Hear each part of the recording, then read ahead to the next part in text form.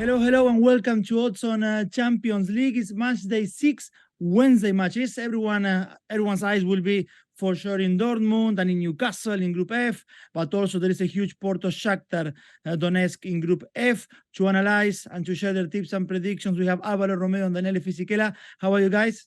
All good, thank you. Very well, thank you. All looking forward for this Matchday 6?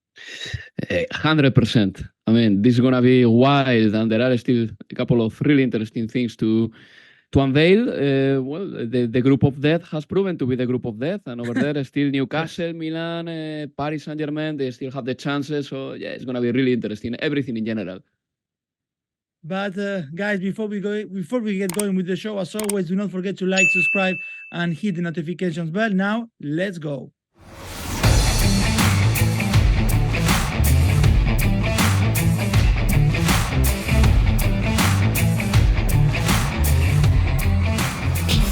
All right, guys, so we start with Group E.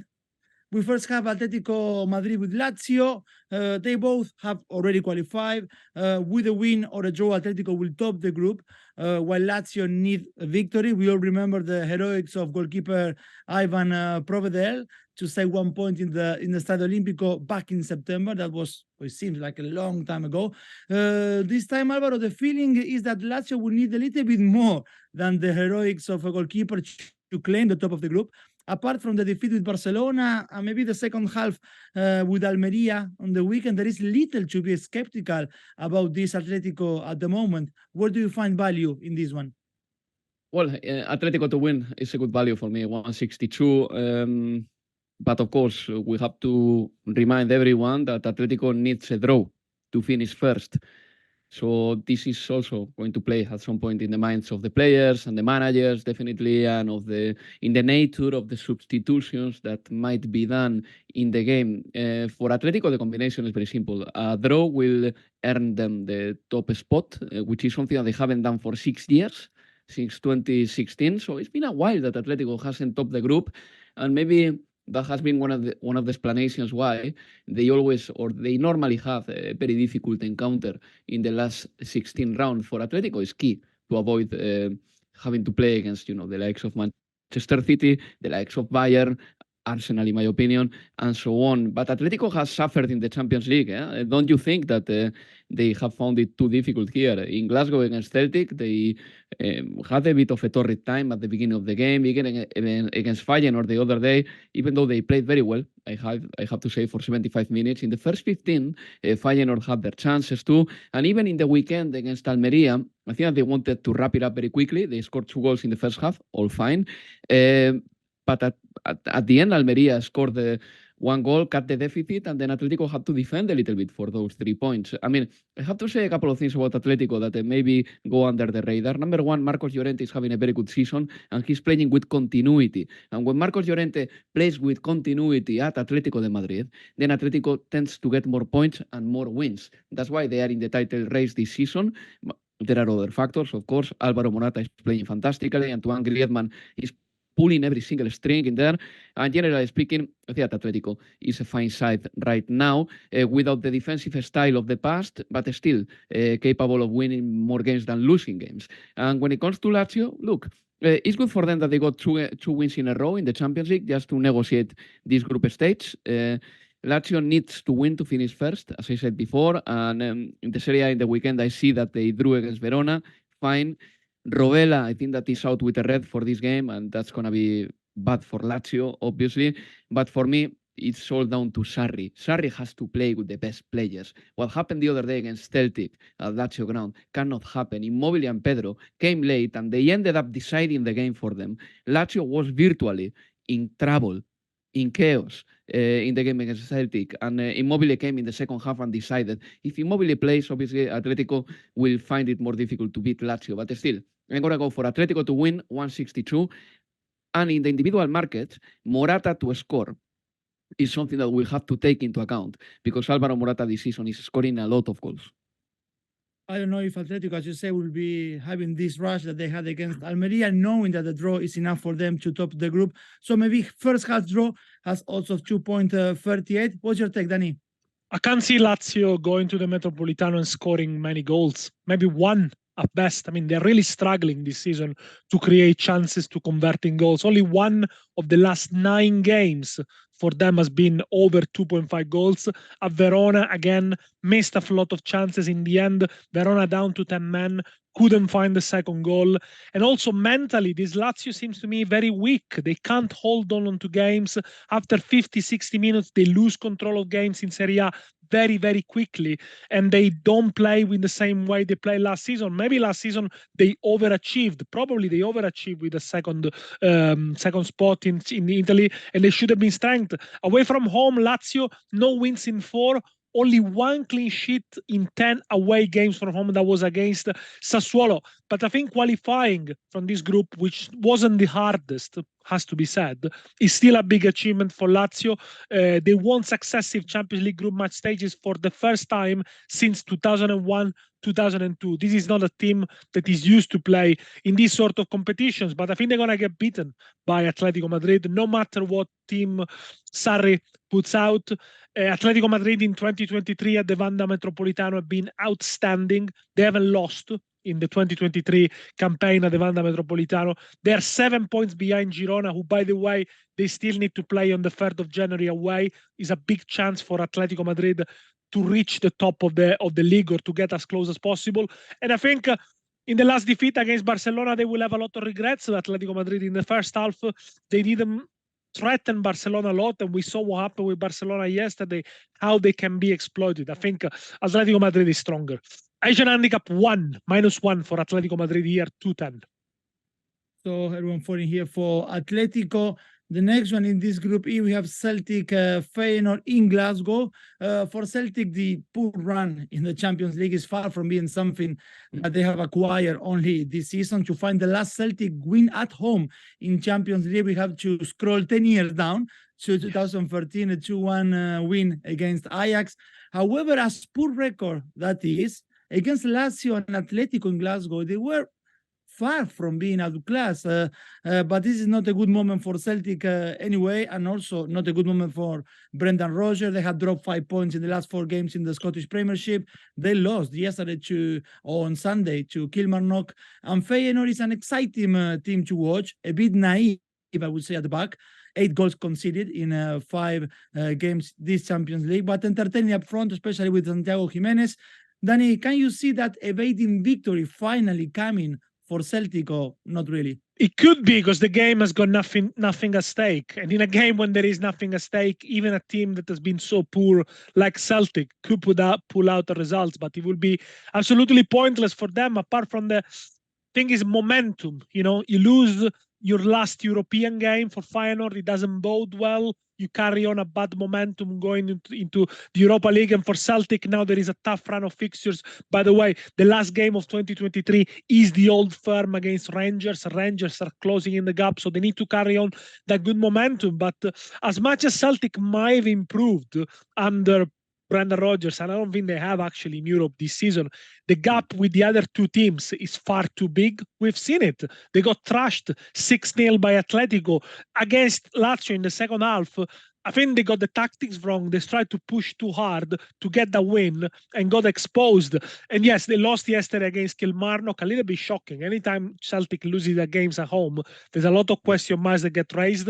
You need to really look at it. And, you know, some individual performances have been good so far. Like you look at, for example, O'Reilly. He scored 9 goals, 5 assists. And then you got the usuals, Furuhashi, of course, Palma, good new signings, but are they good enough to complete at this stage? It would have been interesting to see them in the Europa League, where I think they could find the level, but Feyenoord proved to be stronger.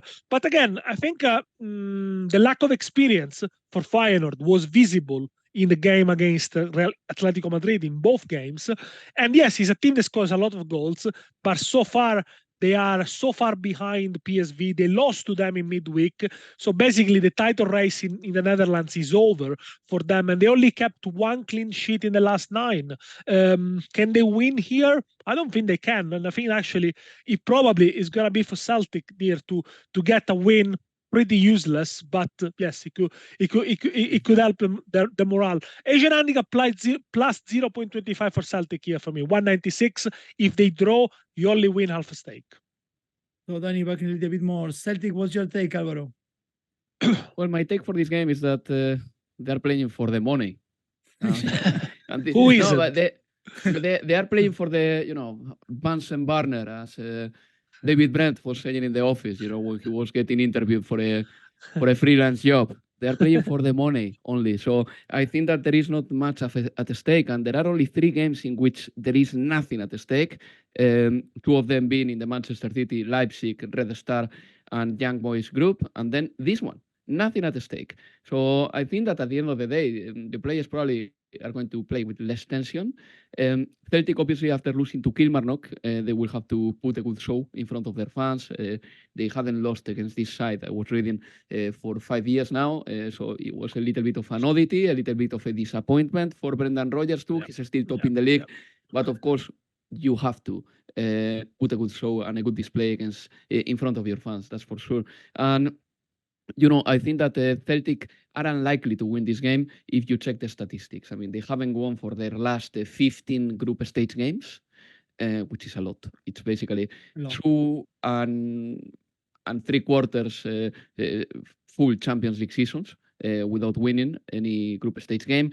And then when it comes to Feyenoord, I love them against Atletico, for example, at the Civitas Metropolitano. I think that then against Atletico at home, they weren't bad. But the thing is that Atletico showed more composure. They managed to negotiate the pressure up front from Feyenoord very well, and they created many chances. But I think Feyenoord is a good side, and I wish Santiago Jimenez had done a little bit more in the Champions League, because he missed the first round, and then against Atletico he couldn't have even a chance. And Feyenoord shot themselves in the foot as well against Atletico, scoring definitely at least one own goal as well. But generally speaking, I think that they've been good. They are scoring many goals. In the Netherlands, they are going to find it difficult to win the league, because PSV beat them a week ago. But I think that both sides are capable of scoring, and they are playing for nothing. So when teams play for nothing, I think that they tend to they be a little bit looser when it comes to pressure, when it comes to defending, when it comes to being robust. So I'm going to go for over 2.5 goals. 167, because both teams to score 157, I think that is quite poor. Over 2.5 goals at least puts you in the region of 170, which is absolutely fine. Goals there will be for sure. Let's not forget that the Celtic keeper is Joe Hart, and that says it all. So I think Feyenoord to score first, actually, which is on 1.82 on average on Oddspeedia's website, could also be something to look. From there, we go, guys, to Group F. We got Borussia Dortmund against PSG. Dortmund will top the group with a win or a draw. Paris Saint-Germain must win in Germany to be sure of going through, which also see them top of the group. With a draw, Luis Enrique's team can only go through only if Milan wins or draw in Newcastle. However, they can even go through if they lose against Dortmund, but they will need Newcastle and Milan to finish with a draw. Dani, in Ligue 1, PSG is already in cruise control. Another win on Saturday. Dortmund is now 4 points behind Champions League spots in the Bundesliga. True that away in England and away in Milan, PSG was dreadful. But at the same time, very likely Wednesday night could see them topping the group. PSG to win, odds of 1.94. Maybe a combination of PSG to win plus both teams to score might take the odds a little bit closer to 3. But what's your view? I like the both teams to score. The problem is that with these two sides, you don't know exactly what you're going to get. Borussia, they've been really good against Milan. Perfect game plan, and they had the men to execute that sort of coming and going and high pace. But then they get knocked out of the German Cup by Stuttgart, and only one win in the last 6 Bundesliga games. Still 1-1 against Leverkusen when they had chances. And at home, the record is decent. They won 6 out of the last 8. Of course, lost 3-2 to Leipzig when they were to 10 men in the Bundesliga. So again, they are very, very unpredictable. Some people said that this is the worst Borussia Dortmund side of the last 10-15 years because they haven't got a superstar. There is no Haaland, there is no Sancho, there is no Bellingham. I think collectively they can play well. They are lacking sometimes a little bit of consistency and obviously that kind of rhythm, but they do have 2 players in them. And I think if it's a game of counterattacks, there's a very high tempo, high pace game, they could have a chance. But normally, they don't do nil-nils, Borussia Dortmund. Neither does Paris Saint-Germain. I mean, I look at the stats. The last nil-nil in Bundesliga was 141 games ago. Of course, it was a nil-nil against Milan, but I think that was odd. And Paris Saint-Germain have always scored in the last 49 Champions League group stage matches. So normally, it's going to be a goals game. And I think it will be goals, especially depending on looking at the results in the other game in Newcastle. They're gonna be of course they'll have to go for it, because I think there will be goals in the Newcastle game as well. I mean, only one defeat in the last 11 for PSG, Paris Saint-Germain. They are not particularly shining. At the weekend against Nantes, they need a late goal to win and a very good goal from Barcola to take the lead. The absence of Zaire Emery is proving very costly. Donnarumma is not in his best period of his life. But yeah, I think this is going to be a goals game. I'm going to go for over 1.25 goals in the first half, 209. Paris Saint-Germain will try to start strongly, but sometimes they leave themselves very exposed and vulnerable at the back. Borussia Dortmund are going to go for it. Alvaro, is the goals market also the one you will be looking at? I mean, I agree. The goals market is good, but my eyes just went somewhere else, really. PSG to win 193. I like it, even though I would decaf my odds with a negative handicap for PSG, which will be Asian handicap minus 0.25 for Paris, paying 163, meaning that if they draw, you suffer only half a lose, and if they win, you win.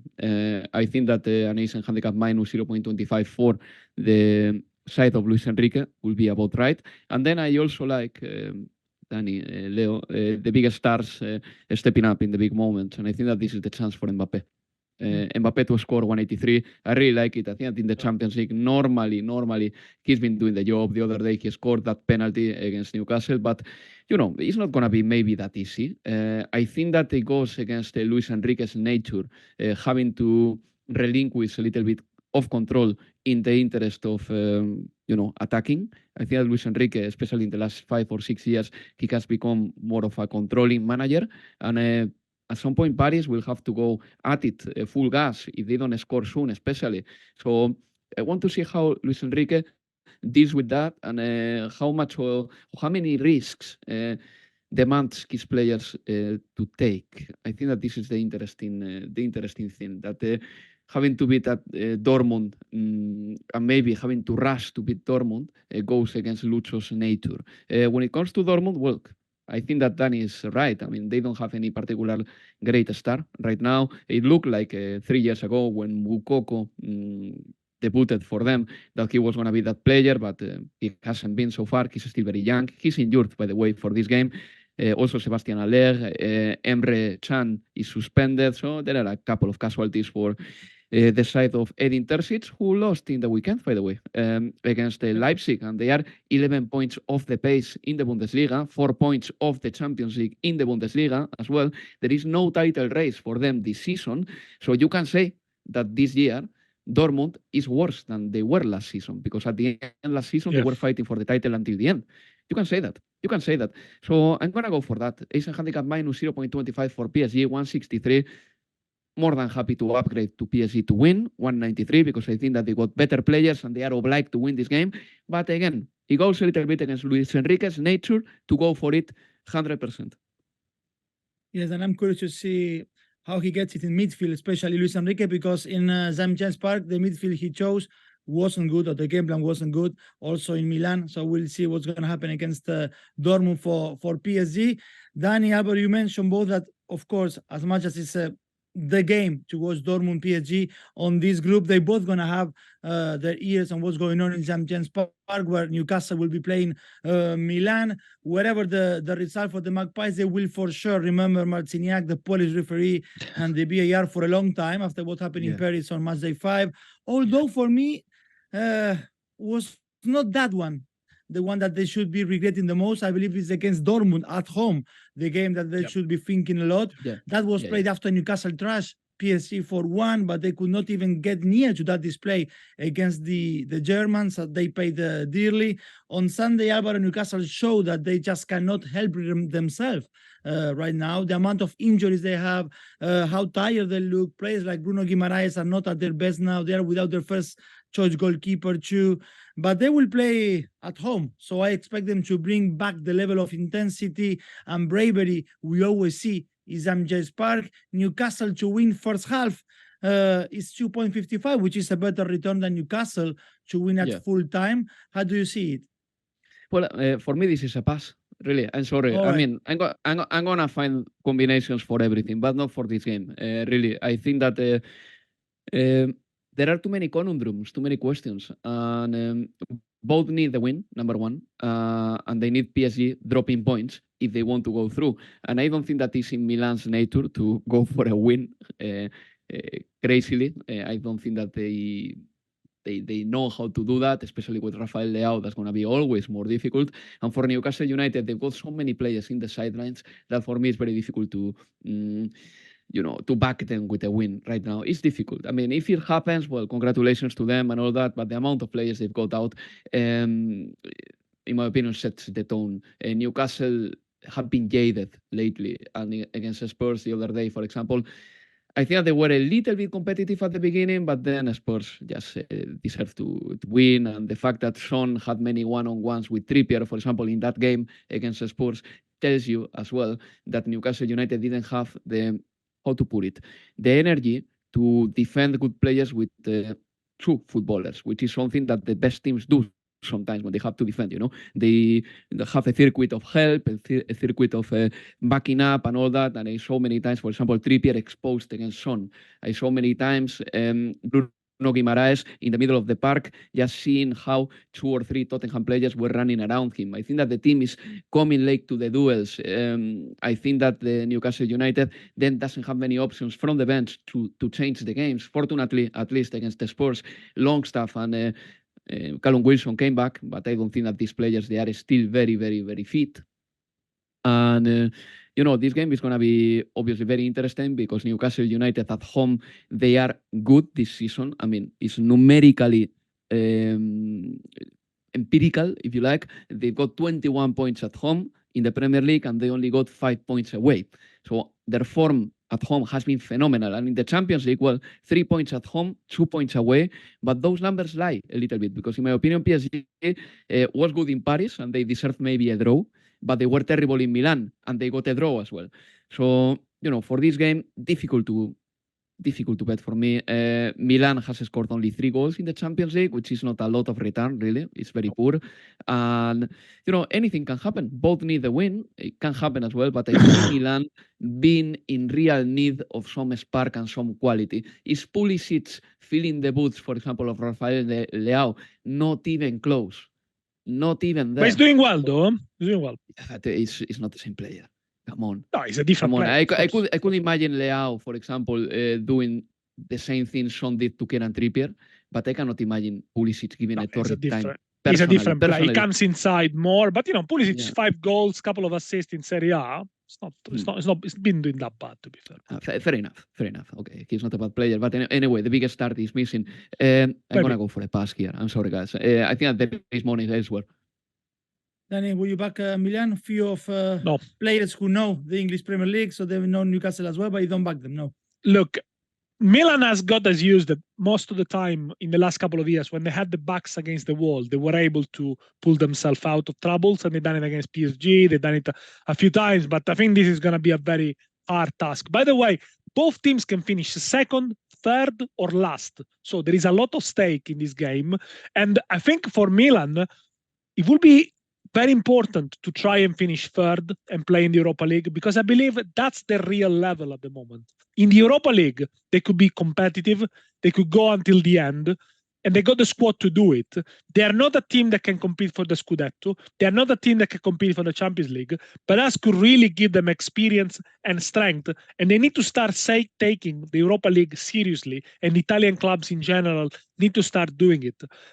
they got a chance because they play against a Newcastle side that's got a lot of injuries, and of course the lack of fresh legs is affecting them. They lost 3 of the last 6, Newcastle, but yeah, as Alvaro mentioned, their home record is very good. They only lost to Borussia and to Liverpool this season in unlucky circumstances. I think Milan in the last few games against Borussia Dortmund, against Atalanta, they got the tactic wrong again. They seem to go gung-ho. They seem to push too many players forward. And with the lack of defensive players, Milan has only got Fikayo Tomori as a centre-back fit. Cho, Kjaer, Kalulu, they're all out. So Theo Hernandez has to play there. And if they start marauding and going forward, they leave too many gaps there. And the second half against Atalanta was crazy. They should have controlled the game, slow it down, and they started pushing forward, even when they managed to equalize 2-2, and in the end they conceded a fantastic goal from Muriel and they lost the game. And also is the lack of discipline from Milan that worries me a little bit. 5th sending off in Serie A this season. Calabria was sent off again. There is something missing there. They don't know how to control games. Only 1 clean sheet in the last 10 games for Milan, and that was against Fiorentina when Magnana had to make a magic save at the end. Maybe Leao might be back. There is talks that Leao could be fit again, but I don't know if it's gonna last for 90 minutes. Both to score here, 179. I don't see Milan winning here. It could be a win for Newcastle, possibly a draw, which will see them both eliminated and Newcastle going third.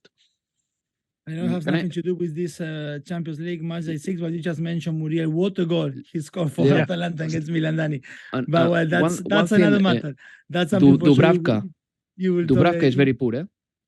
What about Dubravka is nowhere near the quality of Nick Pope. The penalty he did on Son, it was really poor and really amateur.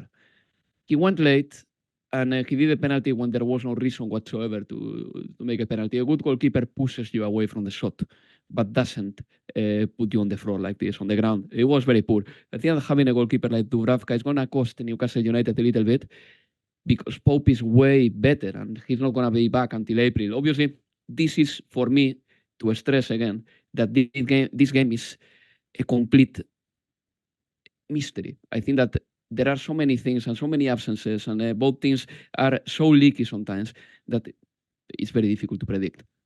Well, I'm better for Newcastle and for Dubravka not to get into trouble against Milan, because the choice in the bench will be Loris Karius. So better for Dubravka to stay on the game. And from Newcastle Milan, we move now into Group G, which is all settled with Manchester City top and Leipzig second, and Young Boys on Europa League playoff. Nothing can change on Wednesday.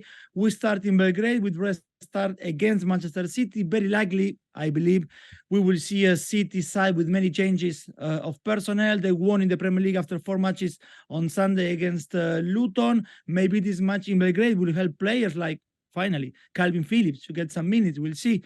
City, Alvaro, have scored 3 goals in each of their 5 games in this Group G. Would you go that route here as well? Goals over 3, odds of 1.9. I mean, again, it's all decided in this Group G. Everything, nothing can change. Nothing, no position can change. They play for the money. They play for the money, basically. We tend to say they play to convince the manager to give them another chance in the next game. That's what they play for, not for the money. Of course. Yeah, of course, they play for that as well. Definitely. But I'm telling you something. At Manchester City, no matter how good Calvin Phillips does, he's not going to get a chance play, no? in a good game. He will never get a chance in an important game. No way. It's not happening. Pep Guardiola prefers to play Josko Guardiola as a holding midfielder rather than playing Calvin Phillips. Then footballers like Oscar Bob, for example, players like this. Is it very relevant that they play very well if they have a chance against the Red Star in the Little Maracana? I'm not sure about that, really. I think that in the big games, the big guns are going to be, running the show for Manchester City. I didn't like Manchester City this year. I'm not liking them particularly. I think that they have to fit the 2 new midfielders ASAP.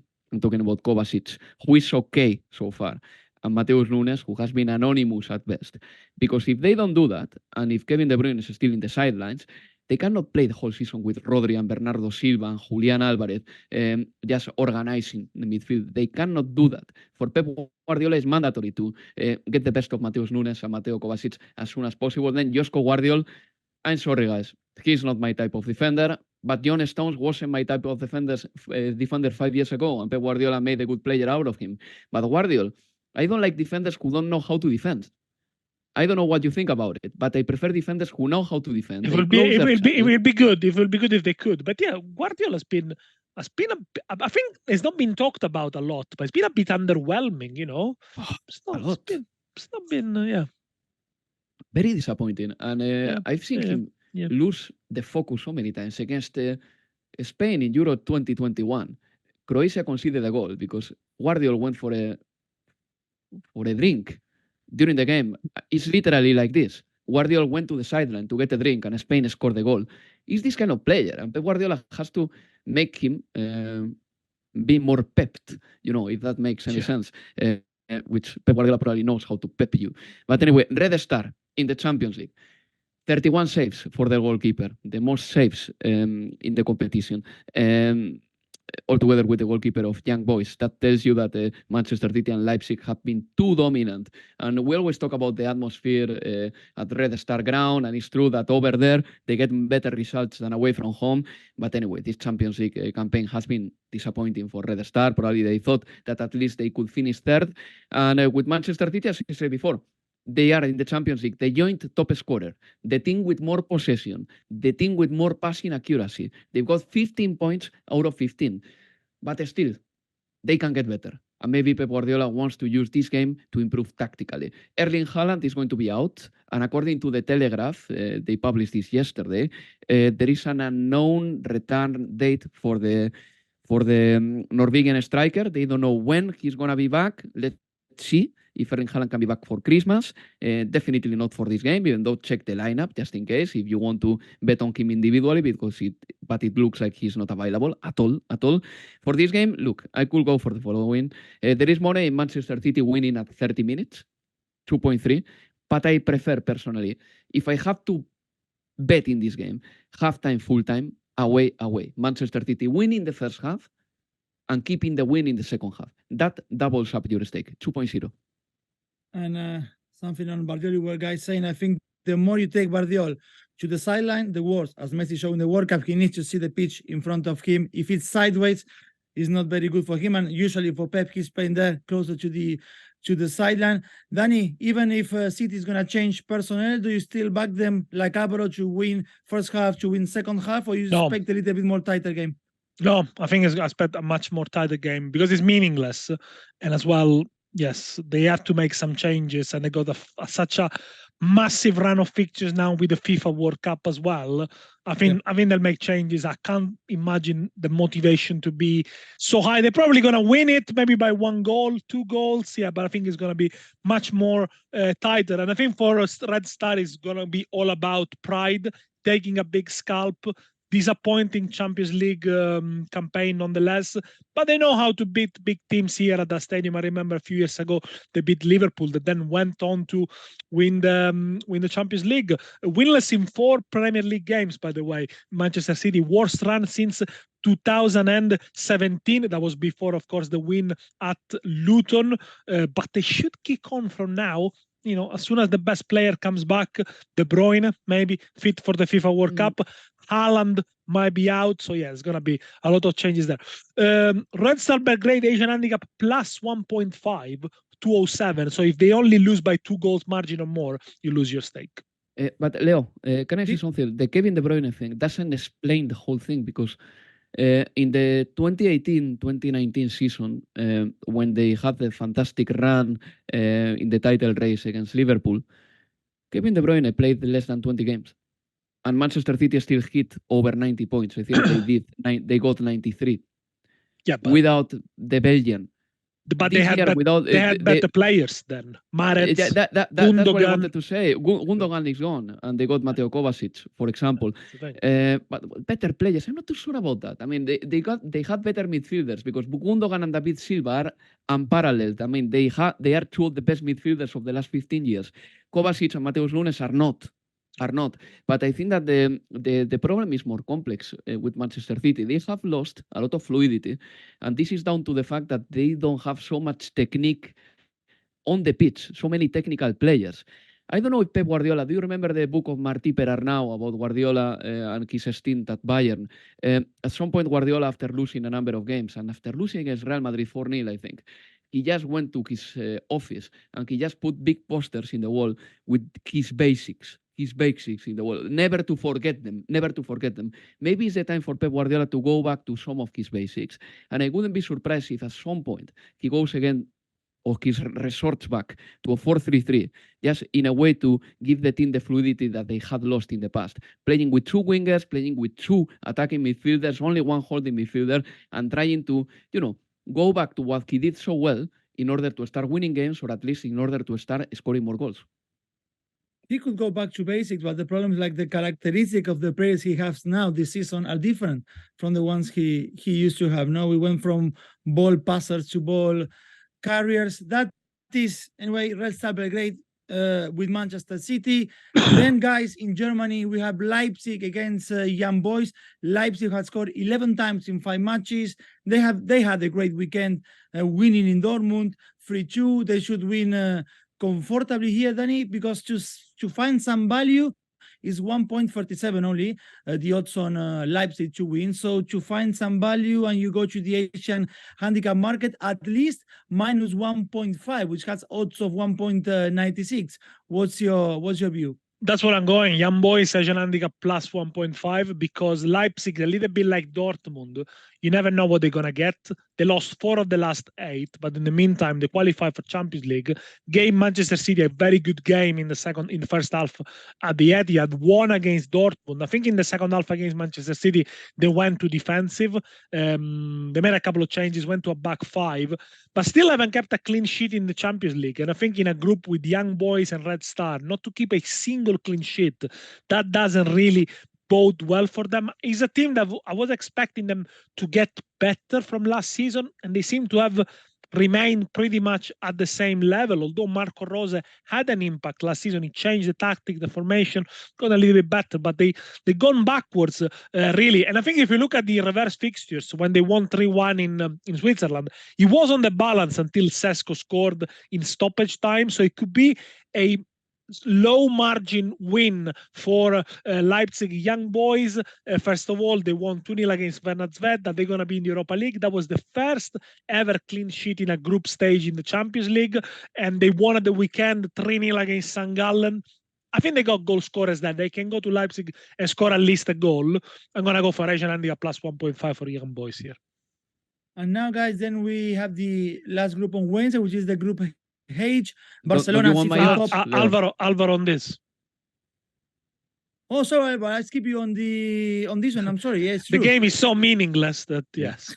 Since you want me sorry to be for quick, that. I'll Yeah, be quick. Leipzig Young Boys, Alvaro. What's that take? Over 1.5 goals in the second half, 167. Again, they're playing for the money, man. So I'm sure that they who needs more money? Who needs more money? Who knows? Yeah, there should be a banner in every single stadium, or mostly on these games that nothing at play, which says like, "Show me the money." Or the FIFA, or the ranking for the next Champions League, because there are 5 teams that can go on. So, if you're a German team or a Spanish team, an Italian team, the more wins you get, the more points you get. And your compatriots, which are not your enemies, can enjoy a 5th team in the Champions League. I think if they need to weigh the UEFA coefficient and the money. And the money, yes, probably. No, but seriously, do you think that any side playing in Europe thinks about... Yes, you can. How good it could be for their league. Yes, to find because if it's Leipzig, do you think that Timo Werner, who is not available by the way, do you think that Benjamin Sesko is playing about how important it's going to be for German football?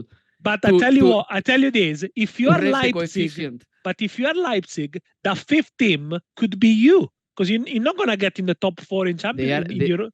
I know, Dani, but really, do you think that anyone is thinking about, oh yeah, we're going to win this game because maybe next season, maybe we raise our coefficient and we can go to the Champions League finishing 5th? You never know. You never know. I don't mean, think if that you- that's in the motivational chat of Marco Rossi ahead of the game, really. Maybe the last point. Maybe the last bullet point. We'll see. We'll see. Let us know in the comment anyway. So now, yes, guys, now we move on to Group Yes. H, where Barcelona sits on top of the group. They will win it unless they lose against Royal Antwerp, and Shaktar beat Porto while overtaking Barca on goal difference, which is certainly impossible because Barca has a goal difference advantage of 7. So basically, the juicy match in this group is Porto, Shakhtar Donetsk, who are level on points. Porto won the reverse fixture, so they will be through even with a draw. For Shakhtar, the only way forward is to get the 3 points. That win away with Donetsk for Porto was 3-1 on Matchday 1. Then on Matchday 4 and Matchday 5, Shakhtar won at home 1-0 both games, first against Barcelona and then against Royal Antwerp, and that was enough to arrive to this winner takes all in Porto. The Dragao, the clear favorite here for the bookies, odds of 1.5 for a full-time win, which is not amazing, but Porto to win combined to Porto to score first takes the odds a little bit further over 2. How do you see it, Dani? Well, I see Shakhtar never giving up. That's what they do. They never give up. They still go for it, and that's the same with the Ukraine national team. They, even when they seem beaten, they still in the games, and I think they're going to be in the game till the very end against a Porto side that I don't think they deserve to get 0 points from the 2 games against Barcelona. I think at least they should have got a point because they had chances in both games, and Barcelona were not great in the first game at the Dragao. They're not in a great moment, Porto, by the way. They won at the weekend, but lost 3 of the last 8, twice against Estoril. On the other hand, Shakhtar have won 3 of the last 4 Champions League games. That was the first time they won back-to-back games since 2017, 2018. In the Shakhtar ranks, you got players like Sikan, Zubkov, Stepanenko, a lot of players with a lot of experience, but, really hard-working young players. I think this is going to be a very entertaining match. Both teams to score 195. Alvaro? Very quickly, have you seen the money for Shakhtar to win? No, 750. but- 750. Nice. Really, I think that Shakhtar has been as good as Porto in this group stage. So I just want to remark that Shakhtar to win is 750. And a double chance for Shakhtar is over 2. But there are a couple of markets. I mean, I'm going to go conservative here as well. I don't know what's going to happen, really. I think that Porto this season have been rather poor. Portuguese football in general in the Champions League has been okay. But Benfica's display, for example, has been like that. Then Braga, I don't think that they are going to make it through in Napoli's group. And Porto, they are lacking a good scorer. I could see that in Barcelona too. I think that they deserve more against Barcelona at Dragao. Not in Barcelona, though. Not in Barcelona. But, this Porto is not as good as they were a couple of years ago. Even though Portuguese sides normally tend to be very competitive at home. Porto needs a draw to finish second, which is very important. And Shakhtar needs a win to finish second. So I can imagine Shakhtar attacking. I think that they can score 1 goal. So my bets could be Shakhtar to score over 0.5 goals. So basically 1 goal or more. That pays 170. Shakhtar scoring 1 goal only or more, 170. And then they've got a player who has scored 3 goals in the Champions League, like Sikan. Him to score pays a lot for, in relation to his numbers in the Champions League. It pays 4.5. That's not my bet, but I want to say a player who has scored 3 goals in the Champions League to score at Dragao against Porto, against this Porto, pays 4.5. It's a lot of money. They will compete. That's for sure. Shakhtar Donetsk, guys. And to finish this Matchday 6 and the group stage of this Champions League 23-24, we have Royal Antwerp, Barcelona. Barcelona opened their campaign actually with a 5-0 win against Antwerp at home. But the feeling is that not even a repeat of that result will restore the feeling that this team, as it is right now, can compete for real prizes this season, especially after the weekend when they were outclassed by Girona, top of La Liga.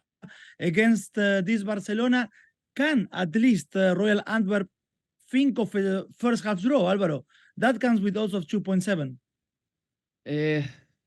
Well, yeah, that would be a decent option, actually. 2.7 is good money for that, because you don't know who is going to play for this Barcelona this time, and Barcelona doesn't have the luxury of Real Madrid, which is using a very big squad. Barcelona has a short squad because they've got their financial issues and they have to sell a lot of good players, and they are playing with plenty of youngsters as well. But, Barcelona has been very for me, disappointing this season so far. They are going to go through in the Champions League, which is already something. And most likely they are going to top the group, because for that not to happen, well, Shaktar Donetsk has to beat Porto, Barcelona lose heavily, and they have to change, they have to overcome Shaktar, a 7-goal deficit to Barcelona, which is not going to happen. Barcelona is going to top the group, and this is the best thing for them, because in Barcelona's budget, season budget, and Joan Laporta has spoken about that, they expect Barcelona to reach the Champions League quarterfinals in order to make the needed profit to keep on paying the salaries to the players. So Barcelona needs to top the group and then have an easy encounter in the last 16 of the Champions League. Otherwise, they're going to find it very difficult. I don't see this Barcelona going very far in the Champions League on the basis of what I have seen. Against Atletico, they were good, but then against Girona destroyed them, really. Girona deserved to beat Barcelona that comfortably, and they did. For this game, look, I'm going to say something that normally I don't say very often. This game for me is for in-game betting. Wait for the lineup. Let's see who plays. And for example, if Lewandowski plays, maybe you can back him scoring, something like that. If Barcelona plays with a strong lineup, maybe you can back them winning. But I don't know what Xavi is going to do. Then Royal Antwerp has been the poorest side in the Champions League, definitely the poorest. They don't have any points. So for me, this game is for in-game betting. And if you want to find some good value, yeah, that one is good, Leo, the one you pointed at. Antwerp getting a draw in the first half. Otherwise, maybe Barcelona to win at 30 minutes, 2.4. That's pretty good, considering that Barcelona beat them 5-0 in the reverse fixture. But still, I prefer the in-game betting, and I prefer to wait until I see the lineups, because I don't know what Xavi is going to do, really. So another game of show me the money, in this case for Barcelona, because of their finances. And you, Dani, what's your take on Royal Antwerp Barcelona? But Antwerp in a better run recently. They only lost one of the last 6. They play Anderlecht next week. They're 11 points behind Union Saint-Gilloise in the league. So obviously they got a lot of grounds to make, but they could make it because in Belgium there are the playoff at the end of the season. So, really, the regular season doesn't matter that much. They're the only team with 0 points in the Champions League. And the challenge is, are they going to remain with 0 points, or are they going to at least get a point?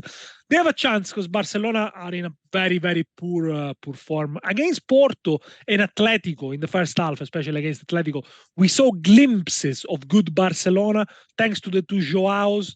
But then against Girona, the defending was comical from Koundé, from Christensen. True that Barcelona could have equalized in stoppage time with a header from Lewandowski, but they were rightly beaten by Girona. Only 2 clean sheets in the last 8 games for Barcelona. Remember, last season, Barcelona were the kings of clean sheets. As soon as they got found out defensively, or the performance of the defenses dropped, they not getting the same results. For me, Antwerp here has got a chance as well. Remember, Xavi European record is poor. I think he only won 5 games out of 23, something like that. So, you're not gonna get. I'm not very convinced Barcelona are gonna win this one. I'm gonna go first half double chance, 1x, 195. Perfect. So that's all you guys need to know for this Wednesday on Matchday 6 on the group stage of the Champions League. Before we say goodbyes, Alvaro and Dani, what's your safe bet? And ACCA, I start with you, Alvaro. My safe bet is Atletico to win, 162. And my ACCA, Asian handicap minus 0.25 for Paris Saint-Germain. Celtic Feyenoord over 2.5 goals. Atletico to win. Altogether 440. What about you, Dani? Safe bet, Newcastle Asian handicap 0, 138. The ACCA, 4 selections. Red Star Belgrade, Manchester City under 3.75 goals. Atletico Madrid to beat Lazio. Borussia Dortmund, PSG, both team to score. And Celtic against Feyenoord over 2.5 goals altogether, 7.27. Amazing, guys. Alvaro, Dani, many thanks for you both. Thank you guys for watching. As always, do not forget to like, subscribe, and hit the notifications bell. Bye-bye, guys. Thanks a lot. See you later. See you. Bye-bye. Bye-bye.